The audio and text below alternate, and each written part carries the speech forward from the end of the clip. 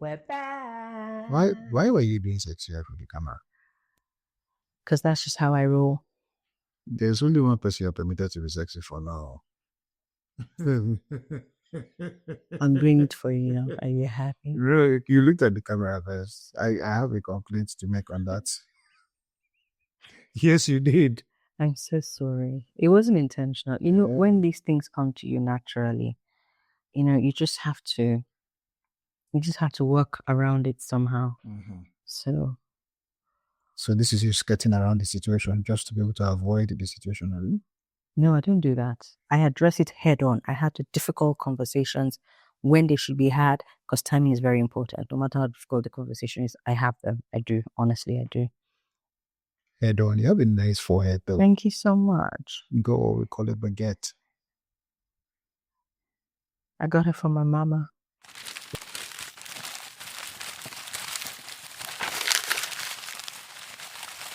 Welcome to the Fix It podcast. It's your cousins here again, Cheryl and Daniel. And I am known as the delectable Black Gold, aka So Me. That's the name my father gave me. But you know, if it was Yoruba language and you shared that name into two right in the middle, so Obuso. No. Say it with your full chest. What are you saying exactly? By Yoruba people need the building. Say it with your full chest. What are you saying? What does that mean? So means love. That's not true. I might not know Yoruba, but I know that that's not true. You'll see it in the caption, what it means when we release it, or somebody will share it with you in the comments. So, you see, the thing about the Fix It podcasts is that in life, as my friend Big Mo was saying, in life, we find that even in our day-to-day conversations, we're having to fix things. Mm-hmm. Because here is this man taking shots at me. Subtle shots. But you see, I have to come to the point where we fix it still. Just to fix it. Yeah, we will. So yes, we have stories. There are particularities about us. It's about what society would typically consider crooked sticks. Mm. But these sticks then drawing straight lines. Yeah. People think because the stick is crooked, it can't draw a straight line. No, crooked sticks can draw straight lines too. Yeah, so that's what we do on the podcast. And this is pretty much the thrust of this first episode, is how friendships become relationships. So from friendships to relationships, yeah? And that's pretty much our story to a large extent. Friendships to relationships. Because you were asking, is it friendship to relationships or friendship to marriage? Yes, because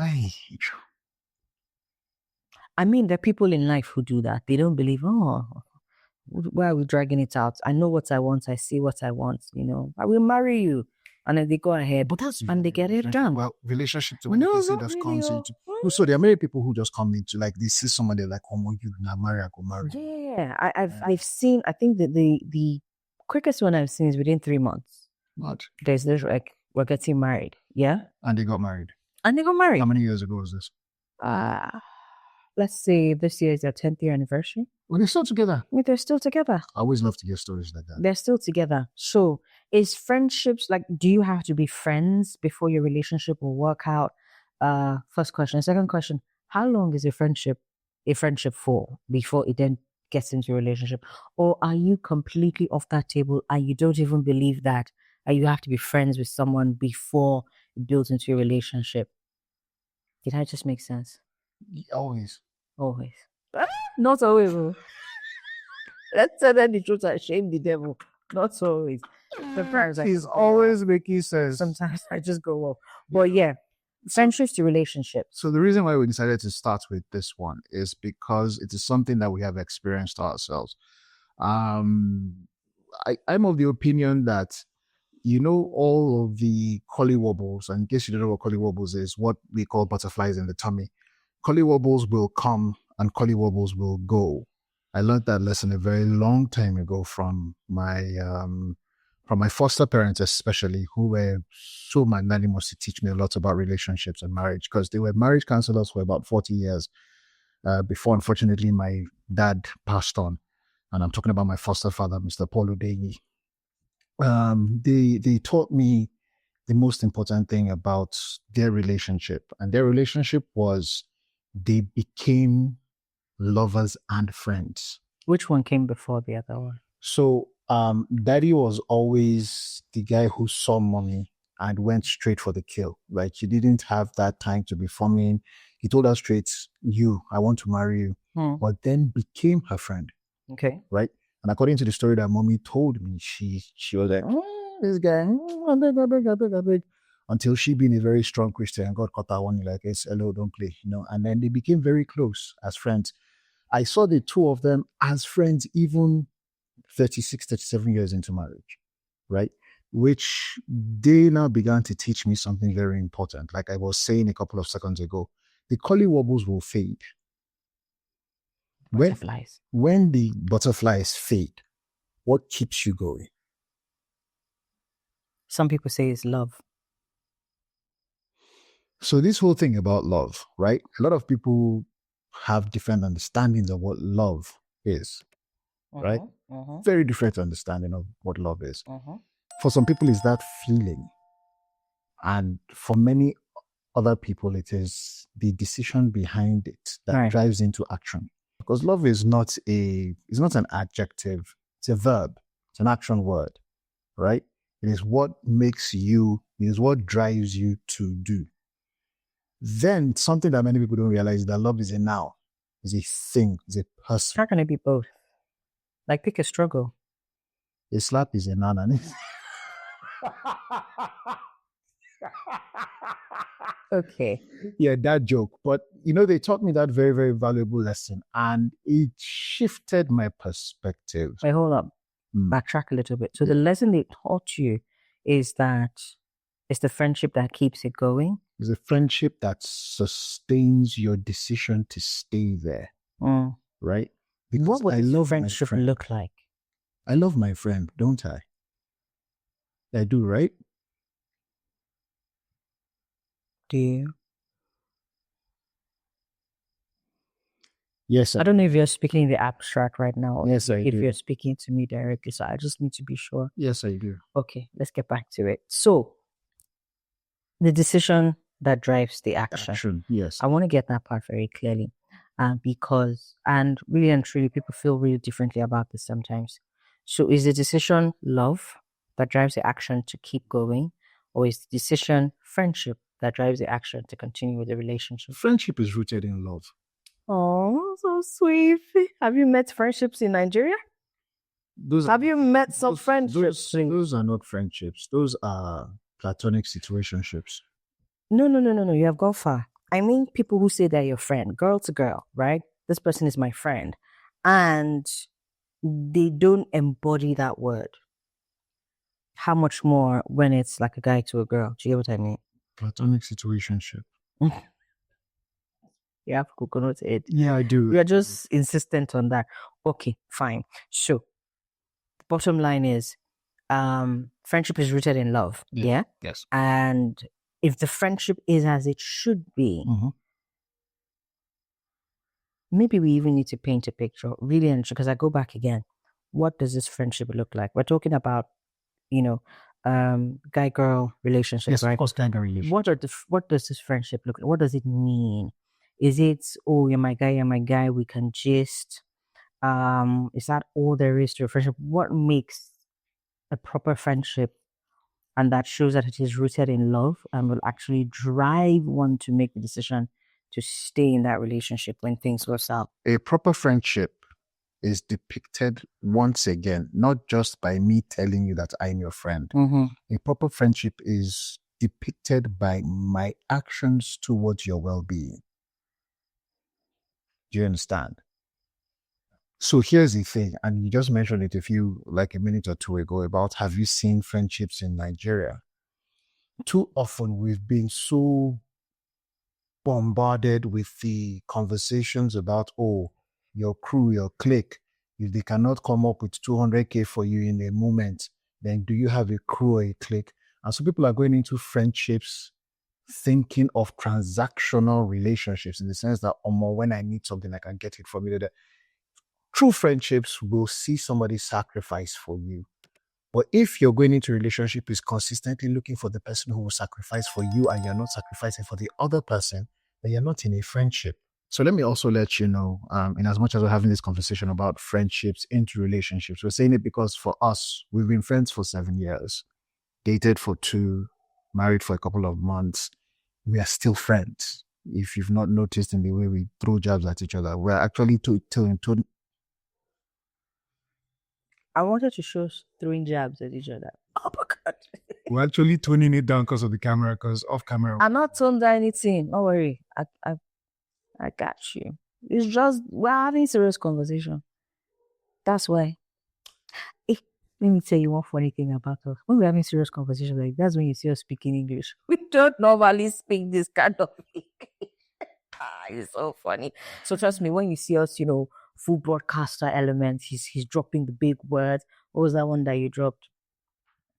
Collie wobbles. Yeah, that one. Just know that. It's Collie wobbles. I can say Collie wobbles. No. I don't think you like scatter laugh. Collie wobbles. Yeah. Oh yeah, big shout out to our friend who's actually doing something that sounds similar to that. I'll give you the Homer's drinks, 500 days, bubble, gobble, wobble, libu, wobble, collie wobble, anything that comes to my mind, I can see. But shout out to you too. So while we are having this conversation about friendships into relationships, or while we are having this conversation, it's also important to note that not every friendship will end up in a relationship. Because if it is every friendship that ends up in a relationship, bro, sis, you'll be married to every friend that you have. Yeah. This conversation is for people who have become friends and have become so close, and then they're beginning to have thoughts, building up in your heart or in your mind concerning the person that you're in a friendship with. Why are you laughing? Funny story. So you see all this one, we've been friends for 7 years, done this for 2, married for the. I promise you, and I think sometimes too, it's best when it happens like that. When we started out as friends, I not raise this guy. I not raise Sam. So the kind of friendship. So the kind of friendship where you just, okay, so he said it right, work in different organizations, but in the same compound. So we literally met under a mango tree. Mm-hmm. That was the first time we had a conversation. Yeah. We'd seen each other from afar. Yeah. I not to see you like that. I don't see you forging me. Anyway, but I promise you that in that time when we started out really as friends, for the longest time, it was us. It was the kind of friendship where I knew the person he was dating, and he knew the person that I was kind of dating. Why is it that me, I was dating, but you were kind of dating? Because it's a long story. We're not going to go there, at least not in this episode. But we knew each other's people, right? And we just happened to be friends in the same circle, started up a fellowship together. When things mess up, how come and tell me like, oh more, yeah, like we knew the highs and the lows, but we're definitely just friends. There was no thought of, oh, fine guy, talk all the things where they use the heal him now. I'll not think I'm there. I'll not reason them. And I remember telling him at one point that if he had asked me out during that period, I'd have told him a resounding no, because he was not just in my purview like that. And even though he would typically look at me and be like, fine girl, I knew that I was not on his radar as well. And that went on for the longest time. 5 years. Yeah, it did. Like, no, it's kind of thing that you come and draw my ear and see this person that you are dating. But I'm sure you were not. But it wasn't. But you see, this is the funniest thing, right? For the 2 or 3 people that I said, be careful about this person, be careful about that person. What happened at the end of the day? Care was applied. So I was just somebody who was looking out for a friend because she was very dear to me, and I mean, she gets platonic, dear. Platonic. It wasn't a platonic situationship. It was a friendship because we actually did look out for each other. I mean, this is somebody who there was a time when I decided, okay, I was going to be very serious with healthy eating. The first person that came to my mind that I knew could make it from. I just call like, babe, if I can help me do this, oh, pay this amount of money to buy the ingredients. And I did that. And this woman does a meal prep from, this kind of things. Like, Other women used to come and cook for him too. no, it was the other way around. I used to cook for them. Yeah, it was kind of like a mix of two. So then, like, bro, I used to be the one cooking for them, because for me, beautiful. This whole thing where you're saying, friends are able to help you financially. How do you help them? Yeah. My own way of showing you my appreciation for you was to spend time to cook for you, right? To eat. And I'm this kind of guy that has seasons where I just feel like cooking something out of the ordinary for us here in Nigeria, away from the eba and amala. And we do a spaghetti bolognese here or a stir fry there, and I just call a friend. And for me, maybe because I grew up under a woman, most of my friends were women, right? Well, most of them like are no jokes. women. No jokes. And it's so wild that we're gonna get to that part. We're gonna get to that. Yeah. How you can be friends with the opposite gender and still maintain your steez for guys, so that you're not going about being like a Randy he-goat. But anyways, so for her, it was just, we were friends. Advice from this side to that side. There were times when I literally was going to be a wall to stop her from continuing in something that I knew was going to end up being terrible. Like literally telling her, hey, auntie, come.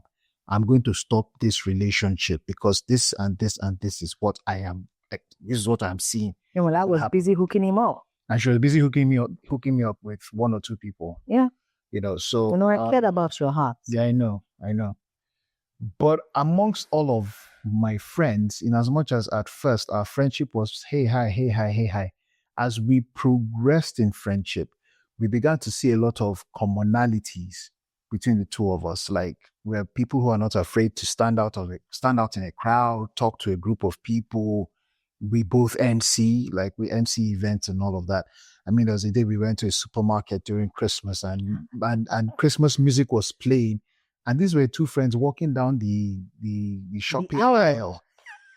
Little did I know that was symbolic. Premonition. Hallelujah. Walking through the aisles and dancing to Christmas music. And when I say dance, we're not talking about what to say. No, we were literally hopping and clicking our heels in the air, And people were looking at us and we really didn't care. We were just that good as friends.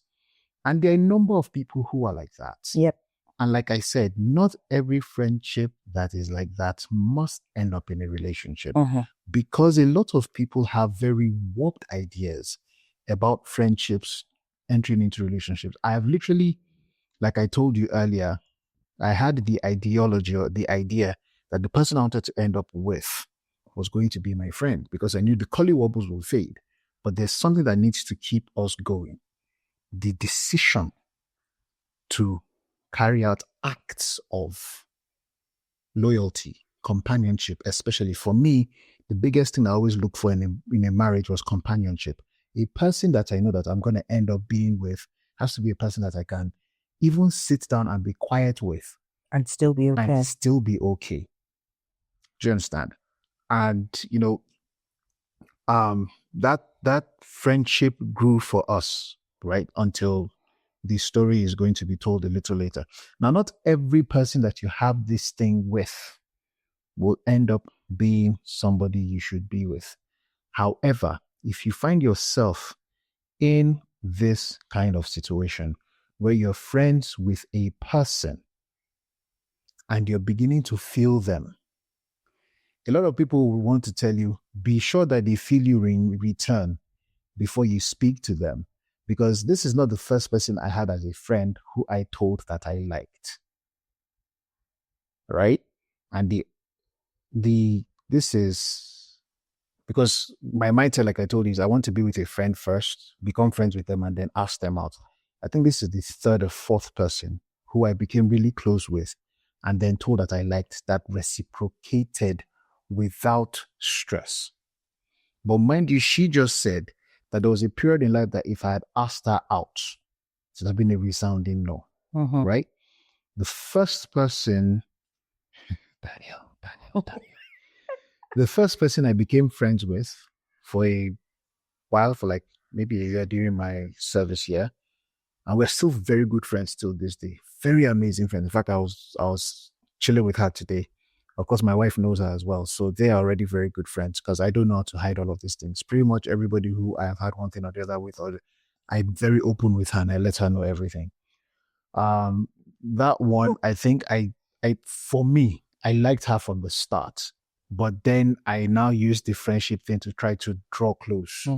So that was deliberate. I was deliberate. Exactly. I was deliberate in my drawing close and didn't immediately let her know that I liked her. So by the time I did let her know that I liked her, it felt, I think it felt to her that, okay, this friendship was quite manipulative because he used it to get close to me. And then, do you understand? Then the second person happened to be her sister. Hey, Baba said, look, you know what? You say no? You say no. I'm Let's move. keeping it in the And I family. think, I move up. And the interesting thing was, it wasn't an immediate thing because the sister was actually rooting for the two of us. But then 2 years after her own sister said no, I had become friends with this one. And the closeness I had with this sister was even more than the former sister who I am still friends with today. You get mine though. And then I've always thought that about that story, honestly. Yeah. I'm like, you get mine really. And here's the thing. I entered into that friendship not with the intention of liking her, but progressively I ended up liking her. And I was like, man, I'll let her know. So when I tell you that I have had the experience of, friendships into relationships and knowing that not every friendship should become a relationship, I speak from experience, right? So how do you know the ones that should just be status quo? Don't try and make more of it than it is. It's all a risk. It is all a risk. But some way, somewhere, somehow,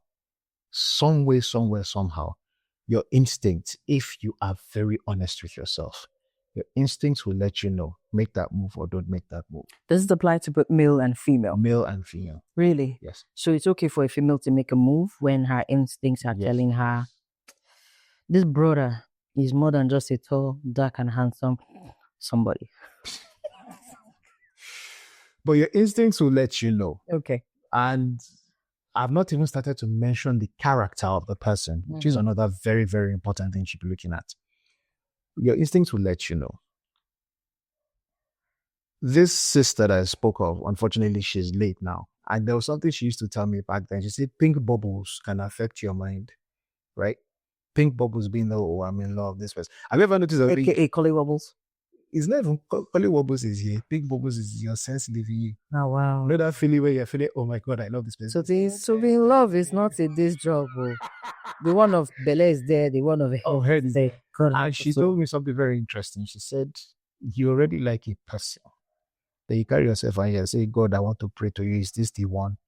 How will God tell you no when you already like the person? Sure.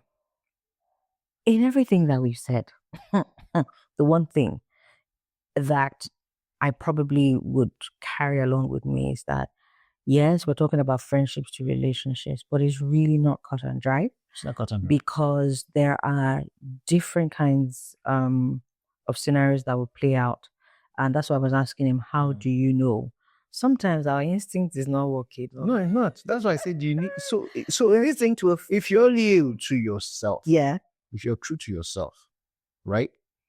Instincts are usually, for me, instincts usually walk hand in hand with perception. Remember the day we went and we were looking for a house? Yeah. I looked at a person talking. What did my instincts tell me? Not this house. Based on what? Perception. What did we later find out? It wasn't as straightforward as exactly it had been presented. Exactly. So, unless we want to deceive ourselves, right? The first person I just mentioned, I was too cowardly to make the move. Yeah. And the time when I might have had a chance, I didn't make my move then. So timing. Yes. And I gave every excuse as to why it didn't work. The second one, I knew I shouldn't have. Went ahead and make my feelings known. I went to speak to somebody who she and I, hold very dear. And the person said, don't do it. This person has seen you as a younger brother. Because yes, she was older. This person has seen you as a younger brother. Don't do it. I know they fear. And I went ahead and I did it. Yeah. And that friendship just tanked immediately. Like, he hasn't come back from that. No, we did many years later. By then, she was already married to somebody Okay. else. But like I said, unfortunately, she's late. The third person, right? I was like, I saw her and I immediately, so it was me making mistake number one again. Mhm. But I guess fear had something to do with that. here's the thing. For the third person, I didn't wait for that long period of time. Okay. It was the person came into town. I met the person at church, got the person's number, started having conversations with the person. And then next thing you know, the person travels, returns, and I was like, Omo, we will not waste time. Mhm. Close marking.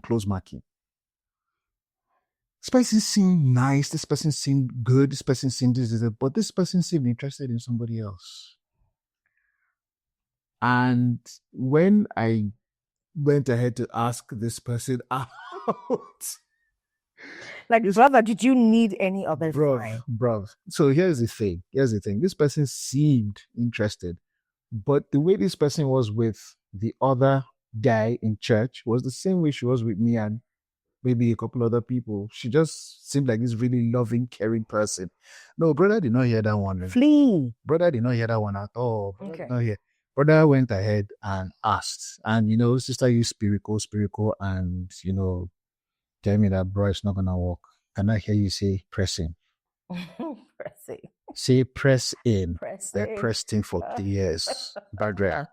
I pressed in for 2 whole years until she finally said yes to being in a relationship with me that lasted 11 months. I'm guessing, that interesting that that's how your story went. Mhm. But it's possible that in some other people's instances, that pressing in actually turned out to be something beautiful between both of them. That's why I said instinct Okay. and perception. Okay. So what I'm giving you is the ones that didn't work out. Right. Because one worked out. And I'm having a podcast with her right now. But you see, Never stop trying. In your case, it wasn't that I was getting into this friendship because I was looking for a relationship. We've established that. We just became really close friends. Remember when somebody was saying that they were not comfortable with me being around you? Oh, yeah. Like, you see this one, this particular, it was the guy who said it. And that I was feeling the guy saw into the future. Because at that time, I was like, bro, you are being ridiculous. This was the first year of our friendship, by the way. My friend. First year of our friendship. Yeah. Yes. Yeah, we've done about a year. Yeah. We've done about a year. When you were serving those smoothies and kunu aya and all. I serve things. I serve. You've never tasted kunu aya this in your life. I became an ambassador. Yes. Kunu aya. Yeah. Brand ambassador. Money. Not all your money. Sorry, how is somebody a brand ambassador but he's still spending money to buy kunu? That's what I'm saying. You were not exactly. Right now, I'm taking it back in full. Sow seeds. You never know what you might reap in the future. Bottom line. So, our friendship at the stage was so easy. And it was just it just came. No effort. And let me not even play. There were times when this brother will upset me so much because there were times when I needed a friend and he was not there. He would literally just blank. And, I chalk it up to everybody goes through stuff and like, it shock you. Don't worry. And she didn't tell me until now. No. I used to tell you. I used to tell you. I've mentioned it before. I would tell you then that, oh, so you don't finally remember me? Yeah, what's that? That was it. Yes, because there were times where women were eating my food. Exactly. And because I never really saw him as anything more than that, it didn't bother me. I would just typically say, oh, this guy needs a little bit of, space and maybe he's dealing with other stuff and we'll just let it slide. But you see this other brother that was now warning me against or trying to get me to not be friends with him was eyeing me on the side. And not with one eye. And he'll be like, this friendship you have with this guy, I'm not really comfortable. I'm like, okay. And I'm not 18, mind you. What is the actual problem? Like, what are you seeing? Because he's just my friend. Here's the funny thing. He was also a friend to her, but he was trying to, set like inside the matter. But yeah, see that thing about, anyways. Well, like you said, some people it works for them, for some people it doesn't. But yeah, Yeah. But it was that kind of friendship. It was so easy. It was so natural. And it used to cause problem for other people. I can't fault them at the end of the day, Sha, because last, here we are today as a couple.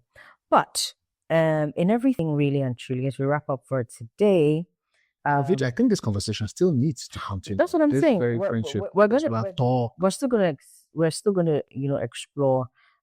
Especially I would like to hear, especially from we would like to hear, especially from the people who don't agree with friendships becoming more than anything but friendships. Please send us your comments, send us your experiences, share with us as well, so that when we come back at the next episode, we can look at those as well, because indeed it has failed sometimes. But I would say this. He talked about some things that are key. One of them being perception, another one of them being instinct. And if you don't have experience with your own instinct and your own perception, we pray for you today, because it is a thing to have, right? We'll call it discerning as well. Discernment, yeah. To know what to do, when to do it, how to do it, especially when you have something as beautiful as a friendship budding or evolved. Because we are a testament of the fact that a friendship can become a beautiful relationship that can lead to marriage. But if you feel differently, share with us in the comments. We'd like to get your thoughts on it as well, and so that we can delve into all of the possible scenarios around this. But friendships to relationships, that's it from us for today. It is. I was having so much fun. I know. We'll go and continue having fun off camera. PG. It's not for the kids. PG. Not for the kids. PG. Not for the kids. But yeah. So we're gonna continue the conversation in the next episode, and there I'm gonna delve deeper into how I swallowed 7 tablets of Rejection. and then that rejection. Now I don't know how I did it with this chick, but yeah, you're gonna find out. And I'm sorry to share on that one as well. Weirdest. I'm sorry to share on that one as well. And oh yeah, at the end of the last episode, I was telling you that I was going to share the weird story about the two of us that we have. And here's the funniest, interesting thing that is one of the aspects that we're going to be focusing on in this Fix It podcast, right? Because the whole idea is to, like I say, try to contribute our 2 kobo to helping relationships and all of that, is the fact that I am a product of a single parent and I'm an only child. And she herself was a single parent with an only child, and we found ourselves, and yes, that's going to be part of the conversations moving forward. So it is not just only friendship, relationship. It's a whole lot. So you're going to get a lot of it right here on Fix It. So we'll see you guys next time. Remember to like, subscribe, share, Follow, advertise, send money. Should I just say that? I'm not even playing. He has no shame. Yes, you can be a part of the podcast. Just follow us on our handles and reach out to us, and we'll tell you how you can be a part of it. And we look forward to seeing you at the next episode. We didn't even plan that, and it just happened. No, we didn't. Come on! Hey, my God. Shaka. Nuts. It's not 2, 3, 4, 6, 7. Do you know? Start the next episode with that. Click. Start the next episode with that one. Stop it.